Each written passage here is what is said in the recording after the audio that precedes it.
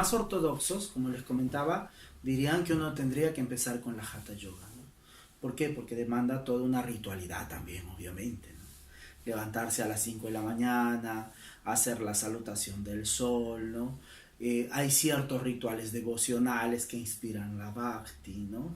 El cantarle a una deidad determinada, ¿no? Yo personalmente tengo mucha vinculación con todo lo que, con el arquetipo que representa el señor Ganesha, ¿no? El dios elefantino, ¿no? Que es el que abre las puertas de los misterios, ¿no? La que te permite ingresar a ver a la esposa de Shiva, ¿no? Que es toda la visión femenina del lado divino, ¿no? Entonces, es más, ¿no? Ganesha es quien inspira, ¿no? Quien narra o dicta, ¿no? Que es la Shruti, ¿no? Que narra o dicta los textos sagrados. Entonces, de alguna forma, hay toda una ritualidad, una práctica, ¿no? Desde los vayams, desde los mantras que se recitan, ¿no? Desde los cantos oracionales, ¿no? Que permiten la práctica de esta yoga, ¿no? O sea, yo diría, los más ortodoxos señalarían que se empezaría por la Hatha Yoga, ¿no? Desde el Karma Yoga, como forma de disciplinamiento del Karma Yoga, de esta pata que tenga que ver con la acción, el Hatha Yoga, ¿no? El estudio de las Santas Escrituras, ¿no? El aprendizaje de los versos, de los textos sagrados, inspira el Nani Yoga. Entonces, algunos le llaman Sabdi Yoga, ¿no? O el estudio de los Vedas, ¿no? Entonces, que tiene que ver mucho con el tema de la lengua, ¿no? El aprendizaje del Devanagari, su escritura, su repetición, ¿no? Porque mientras uno va cantando, porque son slokas, ¿no? Los slokas son cantos, ¿no? Y tienen un ritmo, una métrica, ¿no? Entonces, en ese ritmo, esa métrica, mientras uno va repitiendo, más repitiendo que escribiendo, porque ya la escritura es mucho más contemporánea, esto era de boca a oído, ¿no? Los Vedas se cantaban de boca a oído, ¿no? Entonces, por lo tanto, los ortodoxos dirían, para inspirar el Nani, habría que hacer la práctica del estudio, la repetición de los Vedas, ¿no? Entonces, de los Vedas, ¿no? A través también de las prácticas rituales. Entonces, es como que hay, claro, si tú me dices hay prácticas, ritos, rutinas que hay que cumplir, ortodoxamente, tradicionalmente, ¿no? Viviendo desde Oriente, la experiencia definitivamente va a implicar este tipo de disciplinas, ¿no? Y la meditación, ¿no? Para la bhakti, ¿no? Es en parte también un tipo de conversión, si es que se trata de seguir esa línea ortodoxa. Sí, claro, totalmente, ¿no? Entonces, ahí yo diría, ¿qué tipo de yoga practico? ¿En qué tradición? Yo diría que mi práctica espiritual está inspirada, ¿no? Para ser honesto, ¿no? Claro. Está inspirada en esta gran yoga como Darsana, que tiene como centro neurálgico, ¿no? Como centro, como corazón también, el tema de estos tres pilares, ¿no? El Nani Yoga, el Karma Yoga y el Bhakti Yoga, ¿no? Y esto va a desarrollarse en mi vida personal, en pequeñas prácticas de cada uno. Personalmente, a mí la lectura de la Bhagavad Gita me inspira muchísimo, porque en el quebrantamiento de ese Arjuna que somos todos, ¿no? Que es el personaje principal de la Bhagavad Gita, a mi parecer, porque se identifica con ese discípulo que está queriendo saber y que no puede resolver las cosas por sí mismo, es inspirado por Krishna, ¿no? Esta avatara que le inspira, ¿no? En la acción, en la recta acción. Entonces baja a la acción propia, ¿no? Que es el Karma Yoga, ¿no? Entonces, y es un poco realizarlo en el día a día, ¿no? Entonces, a mí personalmente, la Bhagavad Gita me inspira mucho como para el tema del Nani Yoga, ¿no? Para el Karma Yoga es la práctica cotidiana, ¿no? Encontrar, buscar, encontrar, descubrir. Sería como un texto central en mi práctica espiritual, sí. Y digamos, yendo también por ese sentido, no sé, en los inicios de tu práctica, ¿ha habido algún maestro contemporáneo o Sí, alguien en claro. particular que haya inspirado, que haya guiado más o menos con sus enseñanzas? Sí, claro, claro. Claro que sí. Y a todos les tengo especial cariño, creo, ¿no? Entonces, sí tengo que confesar, pues. ¿No?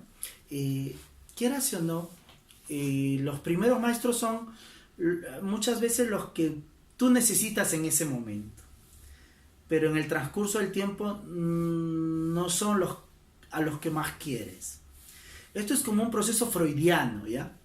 En el cual encuentras un padre y al final terminas desligándote del padre como un proceso liberador, ¿ya? Entonces pasa como un psicoanálisis también interesante en el proceso de la experiencia espiritual. Yo descubrí la Gita como creo que todos la mayoría de peruanos nos acercamos al conocimiento de la Bhagavad Gita, que es por la Sociedad de Conciencia Krishna, ¿no? Que son los Hare Krishna. Entonces, Prabhupada, ¿no? Bhaktivedanta Swami Prabhupada, despertó a través del Bhakti, ¿no? Porque ellos son una corriente Vaishnava que impulsa la práctica de la Bhakti Yoga, ¿no? Del proceso devocional, ¿no? Pero también del disfrute del canto, del mantra, ¿no? Entonces, esto es como una mezcla de dos cosas, ¿no? De rezo y como que de contacto de fe. Bueno, eso es también por la propia naturaleza del grupo. Pues, Sí, ¿no? sí, claro. Entonces, en mí generó un feeling muy especial al encontrarme con la Bhagavad Gita. Y claro, ya uno va cada vez curioseando más sobre estos temas, ¿no? Y después te das cuenta que es como que muy ortodoxo, pero ni siquiera el ortodoxo de esta gran yoga, sino solamente de la práctica y de la forma, y entonces vas encontrando como que cierta necesidad de buscar en otros espacios, ¿no? Entonces transité a un espacio como por ejemplo, yo soy abogado por deformación, siempre digo, ¿no? Que entonces Gandhi por consecuencia India, Gandhi, default, ¿no?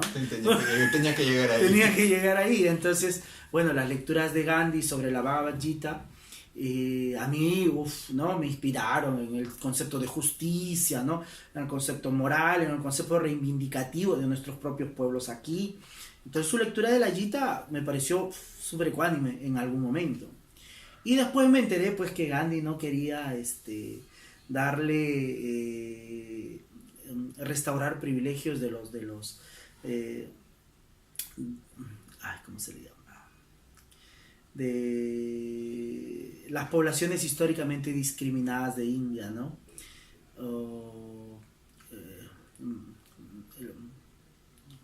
Los sudras, ¿no? Estas castas bajas, ¿no? Los innombrables, incluso dentro del sistema de castas. Me olvidé el nombre. ¿Pares? Los Dalits, ¿no? Los Dalits. Entonces hay pueblos, naciones de Dalits, ¿no? Y Gandhi, yo creo que también por estrategia, en el proceso de independencia, ¿no? Hizo que no se le reconociera los derechos, reconociera derechos en amplitud, y por eso había otro que, a mi parecer, políticamente, ¿no? Saliendo un poquito del tema, Bhimrao Ambedkar es uno de los monstruos de la política de India. Tal es así que él, para romper con el brahmanismo que oprimía grandes poblaciones, se hizo budista públicamente, ¿no? Eso en India es un rompimiento fortísimo de tradición, ¿no? Ya la imagen del propio Buda es disruptiva, ¿no? en el sistema brahmánico, que es clasista, ¿no? Al margen del sistema filosófico, en fines prácticos, tiende a un sistema de jerarquías de poder hegemónicas, ¿no? Desconocerlo es tonto. Entonces, ya, bueno, mientras encontré esa experiencia en Gandhi, como dije, sí está muy bonito lo que escribe. Y de ahí me enteré de que había leído la Bhagavad Gita en inglés. Entonces, siendo indio, haber leído, entonces dije, mira, qué interesante estas cosas que uno va descubriendo, ¿no? Que no está mal, ¿no? Pero entonces uno empieza a decir, oye, ¿y cómo es que la Bhagavad Gita llega al Perú, ¿no? ¿Cuáles son las fuentes que hacen? O en habla hispana. Y entonces eso invitó a que yo pueda empezar a ver ya desde parámetros más gramaticales de alguna forma, ¿no? El acceso a estos conocimientos. Y ahí entonces descubrí que no es el Bhagavad Gita, sino es que la Bhagavad Gita, porque es la madre que nutre, ¿no? Y hay toda una ritualidad sobre la Gita como madre, ¿no? Y entonces cosas de ese tipo, ¿no? Y entonces, claro, tuve que averiguar en otros procesos académicos, ¿no? Ya más sanscritistas, ¿no? Nosotros tenemos la suerte como peruanos, ¿no? De que el profesor Fernando Tola, uno de los más grandes sanscritistas en habla hispana, sea connacional nuestro, ¿no? Y autodidacta en el sánscrito, ¿no? Entonces, en alguna medida, ahí yo fui encontrando. Entonces, yo diría, si hubo un itinerario de viaje, porque yo de alguna forma considero que somos peregrinos, y entonces hay un itinerario de viaje, sí, ¿no? Y te vas encontrando con los maestros que necesitas en algún momento para inspirar tu vida. Bueno, prácticamente lo que tú has descrito es un viaje de ida, pero también de retorno, porque terminaste volviendo a través un viaje a través de la lengua. Sí, claro. Y regresaste acá a lo nacional. Sí. Y entonces eso es como que sincronías, ¿no? Que van apareciendo, ¿no? Sincronías. Entonces, de alguna forma, en mi práctica cotidiana, para mí la Gita es un tema central. Cuando terminemos la entrevista les enseño, hay muchas ediciones de Gitas que tengo, que con mucho cariño he ido encontrando, ¿no? Poco a poco, y sigo encontrando, entonces, y siempre voy descubriendo cosas que antes nunca les había visto, y digo, ¿cómo en un texto tan pequeño puede caber tanta sabiduría para hablar días y días, y vivir días y días inspirado por eso, ¿no? Por ahí un poco. Entonces, mi práctica oracional tiene que ver con mantralizaciones, ¿no? Yo hago práctica de mantralización de forma muy constante. Las mantralizaciones se hacen a 3 niveles de alguna forma, ¿no? Una es a viva voz, ¿no? ¿no? Otra es a voz media, ¿no? A voz de amante, ¿no? Como si te estuvieran susurrando, ¿no? Y la más potente es la silente, ¿no? De la que no suena. Y entonces esa es la que de alguna forma a mí personalmente me encuentra. De la voz interna. La voz interna, pero empieza así, ¿no? Esa es en mi práctica oracional, ¿no? En mi práctica meditativa, la renuncia propiamente, ¿no? Porque hay momentos en los cuales las circunstancias te sobrepasan. Bueno, no lo puedes controlar todo, ¿no? Como dice también el oráculo délfico, tienes que conocerte a ti mismo, pues ya hay cosas que están más allá de tu alcance. Sí, ¿no? Y hay consecuencias que no has visto, entonces asume nomás, pero no con ese... claro, los occidentales tenemos esa característica al derrotismo, ¿no? Sin ánimo de ser derrotista. No, sí, también de repente siendo derrotista, ¿no? Es el hecho de que no necesariamente vas a controlar todo, ¿no? Y en esa renuncia muchas veces encuentras sanidad, ¿no? Esa fuerza interior de decir, todo pasa, ¿no? Claro, pero también hay que tener también cierta guía, y es algo que quizás falta mucho en la sociedad actual, bueno, no solamente acá en Perú, sino en todos lados, donde el tedio es generalizado. Y cuando ya las cosas ciertamente salen del control, las personas no tienen maneras de cómo escapar de eso, porque también están ya tan alejadas de la religión propia del lugar, que no tienen un punto de apoyo ni por ese lado, entonces terminan sumidos en la depresión, pues, ¿no? Que es lo que más se conoce, poniéndolo como un cuadro clínico, pues, ¿no? Porque no tienen ese punto de apoyo del cual poder salir de ese espacio, ¿no? De ese tedio. Mira, en realidad hay una secularización, ¿no? Hay un proceso secularizante, porque nosotros en Latinoamérica estamos viviendo los rezagos de ese positivismo hegemónico, ¿no? Llevamos con 200 años de atraso allá de Europa, pues. Claro, También. entonces pero nos estamos encontrando en esas condiciones, ¿no? En que hay que trascenderlo, pero pesa mucho el cartón, pesa mucho el prestigio, ¿no? El honor profesional. El título, ¿no? Y no... prácticas sabias, ¿no? Hecho que no implica que no tengas títulos, o sea, está bien fortalecer las capacidades, pero también hay que tener competencias que sean integrativas, ¿no? Blandas, ¿no? Como es que es complicado, ¿no? Más aún cuando tenemos sistemas hegemónicos paralelos que instrumentalizan al ser humano, ¿no? Modelos económicos, modelos patriarcales, modelos en los cuales de alguna forma todos los cuerpos se van expropiando, ¿no? Enajenando, poniéndolo en términos... Sí, se expropia, ¿no? O sea, tu cuerpo se expropia y le pertenece al otro. Uh-huh. Entonces, hacer estos espacitos de conversación sobre Oriente son reivindicativos, ¿no? Son frentes de resistencia, y en alguna medida eso también te contribuye a tu identidad, ¿no? Porque somos seres con personalidad. Esa personalidad, de alguna forma, su mayor manifestación política que tiene es su identidad. Entonces, sí, es un frente de resistencia ver a Oriente como una contribución a nosotros, ¿no? Sin que esto implique suplantar. Claro, como no es una cuestión de comparación. No es una conversión propiamente, ¿no? Claro. Yo creo que la experiencia de la yoga en un occidental o en un peruano es bien complejo, porque es unitivo, no es separativo, no es desterrador, no es colonizador. ¿Sí me dejo entender? O sea, no es colonizador, no es que algo de fuera se implanta y empieza a anular todo lo tuyo. Yo creo que la práctica de la yoga lo que hace es unir, reintegrar, restaurar los saberes previos que has tenido. Entonces, en mi práctica personal, y creo que de alguna forma en la práctica del grupo, en la cual activo, ¿no?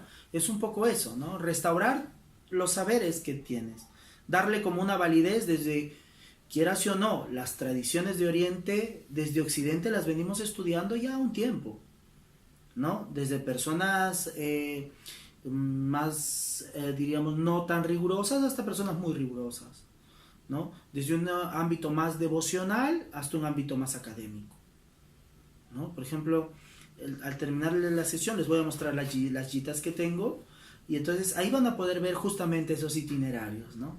Ninguna se excluye a la otra, pero eso no quiere decir que digan lo mismo. Pero entonces está en la sabiduría del que la va estudiando, encontrar esos diálogos que te permitan descubrimientos. O sea, sí me dejo entender un poco, ¿no? O sea, es el hecho de que te descubras en ti. Entonces, la yoga para nosotros, creo yo, la yoga para nosotros los occidentales y peruanos, no puede ser colonizadora. Tiene que ser restauradora, reintegrativa, porque es yug, ¿no? Cumple con su función. Ay, aparte, lo que menos necesitaría un peruano es que lo sigan recolonizando, después de todo lo que ya ha pasado. Pues, ¿no? Sería ilógico quitar más de la poca identidad que nos queda. Sí, claro. Eso es un poco, ¿no? Y creo que a nosotros nos ayuda mucho Oriente, porque también somos una sociedad postcolonial, ¿no? India ahorita vive un proceso decolonial, ¿no? Hay una autora que es feminista, que se llama Gayatri Spivak, que es muy, muy buena, ¿no? Y está generando estudios de decolonialidad desde el sur, desde estos países que son casi subcontinentes, ¿no? Entonces, está bien. Entonces, hay que aprender también de ello, ¿no? Y los costos que le ha generado también aferrarse a esos sistemas de castas que son durísimos en su país, ¿no? Entonces, siempre hay que, no idealizar India por sí misma porque hay una autora que se llama Gita Medha, que escribió un libro que se llama Karma Cola. Estados Unidos importa la Coca-Cola y la India importa el karma. Entonces es como un intercambio de libre comercio entre estas cosas, ¿no? Y tenemos el hot yoga, y tenemos todas las prácticas contemporáneas vinculadas a estas tradiciones New Age, ¿no? Pero, que sí, entiendo, dan un resultado inmediato, pero como que tradicionalmente desnaturalizan el sentido trascendente de la yoga, mercantilizándola, ¿no? Instrumentalizando la técnica, ¿no? O sea, instrumentalizando la técnica. Quienes lo hagan bien, pero personalmente tengo cuidado y reparo de ello, ¿no? Tampoco diría que no se haga. Oye, estamos en un estado tan complicado socialmente, en lo cual hay veces la sociedad necesita escapes, ¿no? Y si encuentra un escape de ese tipo, puede entre toda la hojarasca dejar una idea germen que pueda al final eso crecer en alguna medida. Pero sí también comprendo que es necesario que haya un acompañamiento, una orientación de estudiantes, no de maestro. No sé si en Occidente y en Perú podamos hablar maestro-discípulo. No sé, ahí tengo mis reparos. De repente podemos hacer acompañantes entre pares, ¿no? Entre pares, entre estudiantes, entre sinceros estudiantes. Entonces, es lo que hay, es lo que tenemos, ¿no? Y entonces hay veces entre la confrontación entre pares, ¿no? Entre el reconocimiento de las experiencias entre los pares, el diálogo, podemos encontrarnos nosotros mismos. Es decir, a través de tus experiencias voy encontrándome. Y esto también es tradicional, ¿eh? Hay un autor que exploró mucho esto de Oriente, ¿no? Que en su estudio de doctrinas hindúes, que es René Guénon, tradicionalista, filósofo tradicionalista, dijo lo siguiente, ¿no? Hay dos tipos de gurúes, ¿no? Satguru y Upaguru y Satguru, ¿no? Satguru. El Upaguru es cualquier persona que inspira en ti una acción trascendente. Una acción trascendente, entendiendo acción trascendente como karma yoga. Entonces como que te da una pildorita de bhakti con nani yoga, ¿no? O sea, y para tener nani hay que tener tradición, ¿no? La joya de la sabiduría, ¿no? Entonces de ahí viene. Entonces te inspira en ese momento y se convierte en Upaguru. Cualquiera puede ser un Upaguru. Los maestros de tradición discipular, para Mahansa Yogananda, ¿no? Shivananda, incluso, ¿no? O Prabhupada, ¿no? Srila Prabhupada, son Upagurus. El más importante es el Sadguru. El Sadguru es lo más íntimo de tu intimidad, tu Dios interior. Entonces, ese Dios interior es al que le tienes que obedecer. Y creo que ese es un punto vital para una espiritualidad saludable, ¿no? Con un escepticismo saludable. Porque no todas las prácticas son buenas para uno. Uno tiene que escucharse. De alguna forma es eso, ¿no? Ahí creo que también Buda en el Kalama Sutra dijo algo muy interesante, ¿no? No creas en maestros, no creas en libros sagrados, no creas en tradiciones porque lo hayan hecho grandes hombres, ¿no? Sino sé coherente contigo mismo, ¿no? A la ciudad de Calama llegó y trasladó esa sabiduría de alguna forma, ¿no? Como un pregón. Entonces, pero tiene que ver un poco con ese sano discernimiento, ¿no? Un sano escepticismo, un sano discernimiento a través de la práctica interna, ¿no? A través de la oración, de la meditación. El discernimiento no es el que yo quiero, sino es el que yo debo, en virtud de mi propósito personal, ¿no? Entonces hay diferencias, ¿no? Porque si el discernimiento pesa para el yo quiero o el me gusta, vamos encadenándonos, ¿no? Vamos encadenándonos y entonces y eso va generando el samsara, ¿no? esa rueda sin retorno, ¿no? De darle. Entonces, de alguna forma es eso. Entonces, no sé si con eso te he roto la estructura de las preguntas. No, más bien se ha guiado de manera muy adecuada, creo que se han cubierto todos los puntos y más bien quisiera que des una pequeña presentación sobre la organización, ¿no? del LOPI. Saco mi póster. Bueno, como quieras. No tenemos póster. No es una cuestión de cherry, como se dice vulgarmente, sino de repente quiénes son, cómo se reúnen o brevemente cómo es su práctica, pues, ¿no? Como para que quienes vean la entrevista sepan de qué se trata, pues, ¿no? Sí, claro. No, en primer lugar agradecerles a ustedes por permitirnos compartir con sus compañeros en la universidad lo que nosotros trabajamos. Somos un grupo muy pequeñito. Estamos trabajando en el Perú desde el año 2009 formalmente. Sí, pues formalmente. Formalmente digo porque le damos un espacio formal. Porque la institucionalidad es como por consecuencia, porque bueno, pues no, hay que ponerle un nombre, claro. ¿Ya? Entonces, bueno, porque si no lo nombras no existe, ¿no? ¿Ya?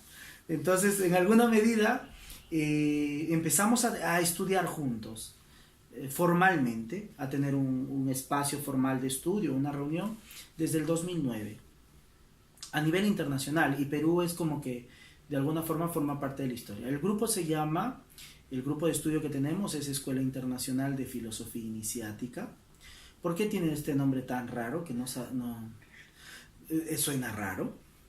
Pero tiene que ver con ese proceso de que nosotros venimos de familias, los que fundamos el grupo, venimos de familias que han pertenecido a grupos que se han denominado iniciáticos, ¿no? Rosacrucismo, masonería, ¿no? Por decir los más conocidos, ¿no? Entre otros. Y son grupos, pues, de alguna forma heterodoxos en su espiritualidad, porque tienen una espiritualidad civil, pero en su práctica son muy ortodoxos. Y los tiempos de ahora muchas veces son disruptivos en esas ortodoxias, ¿no? Y más aún cuando hay jóvenes, ¿no? Jóvenes, medianamente jóvenes, curiosos, ¿no? Entonces, muchos de estos amigos, amigas, en sus diferentes tradiciones no encontraban un espacio donde desarrollar estudios más formales, más allá de lo que se hacen en nuestras tradiciones personales. Entonces decidimos reunirnos a través de la práctica de escanear libros. Hacíamos esta ilegalidad que todos hacemos de piratearnos los libros. Práctica común el tamaño. Sí, entonces, sí. Y de alguna forma nos lo escaneábamos y compartíamos con otros amigos. Y llegamos a tener más de 20.000 volúmenes del 2003 al 2009, con contribuciones a nivel latino, iberoamericano, con hermanos de nuestras tradiciones. Y era, yo te entrego este libro, te voy a enviar un libro con cargo a que tú escanees los libros que tienes.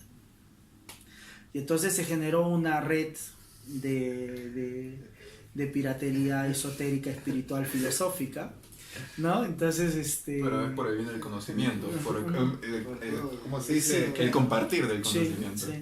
Sí. Y bueno, eso fue del 2003 al 2009.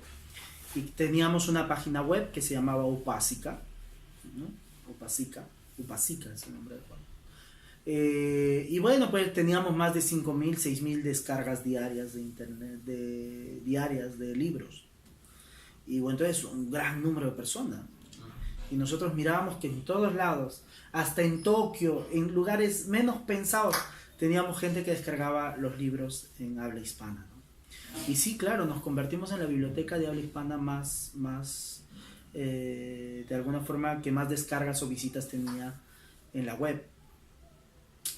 Y bueno, las preguntas eran obvias, porque había estudiantes que ya pertenecían a tradiciones y había estudiantes que estaban curioseando, ¿no? o que recién estaban empezando en sus búsquedas espirituales. Y entonces siempre había una pregunta: ¿y por dónde empezamos a estudiar? No, lee tal libro, no, lee tal libro. Y claro, cada uno de nosotros daba los libros de nuestras tradiciones. Y un día dijimos: oye, y todo esto era por internet, ¿eh? Cuando el Facebook era privado, desde ahí te digo, en Latinoamérica. Claro. O sea, estamos hablando en el 2003. Nos reuníamos en Facebook porque podíamos hablar en grupo, y era privado, no había mucha gente. Hasta que se convirtió en lo que es Facebook ahora, ¿no? Entonces, y bueno, decidimos un día reunirnos personalmente, conocernos físicamente. Y en el 2009 nos reunimos aquí en Perú, y empezamos a armar un programa de estudios. Del 2009 hasta el 2017 estuvimos en un proceso constante de construir un programa de estudios. Materias, ¿no? Hacer como una forma metodológica, diría, no bancaria, sino metodológica, de poder ayudar a estudiantes sinceros a hacer sus propias búsquedas. Una especie de guía, ¿no? Más que nada. Una metodología de trabajo. Y sí, hicimos una metodología de trabajo que es un estudio de 3 años y medio, pero lo trabajamos a nivel de voluntariado, ¿no? Pero la ventaja es que le pusimos eficacia, ¿no?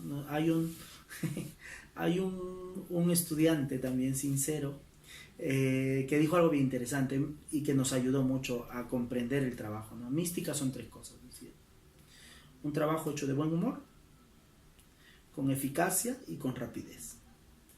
Entonces, esa idea, que no tiene que ver con la mística que te hablé hace un rato, como es mística de trabajo, una cosa así, ¿no? Nos ayuda un montón.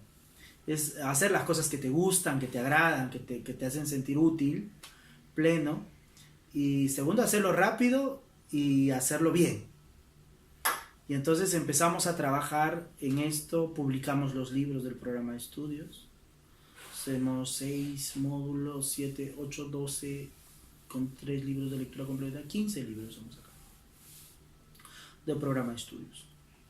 Entonces, y ese es el programa de estudios. Entonces, en Perú tenemos un círculo de estudios formal que se llama Mario Rosso de Luna, que pertenece a la Escuela Internacional de Filosofía Iniciática, y se enseña algunos saberes de Oriente y algunos saberes de Occidente.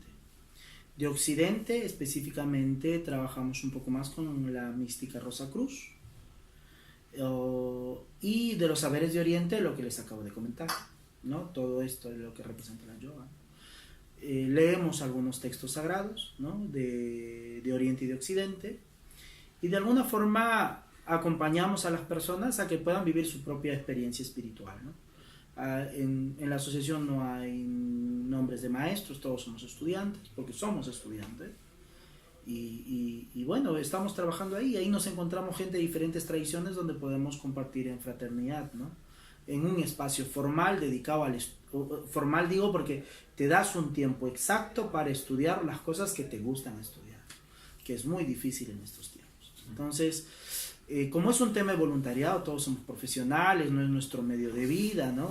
Todos nos desarrollamos en diferentes aspectos. Nos reunimos cada 15 días en un local donde nos concentramos, y abrimos el curso una vez al año, porque es la capacidad de tiempo que tenemos. Es un espacio familiar, por eso digo, somos muy poquitos, tampoco hay un afán de ser muchísimos, pero sí, ¿no? Un crecimiento natural, porque es toda una alegría, un regocijo, una algarabía encontrar más estudiantes, ¿no? Más estudiantes como nosotros. Entonces, y que quieran hacer un trabajo sincero y real. Entonces, de alguna forma es eso, ¿no? Entonces, pueden buscarnos en la página web, busquen Filosofía Iniciática, y es el primer link que sale. Es una escuela nueva, una nueva forma de enseñar y aprender las filosofías que nos gustan, y bueno, es un proceso participativo, ¿no? Construimos los saberes entre nosotros, así que están invitados a conocer un poco más de nuestra experiencia, y nada, eso. Bueno, Muchas muchas gracias, gracias. Joshua, por la entrevista. Chévere, gracias.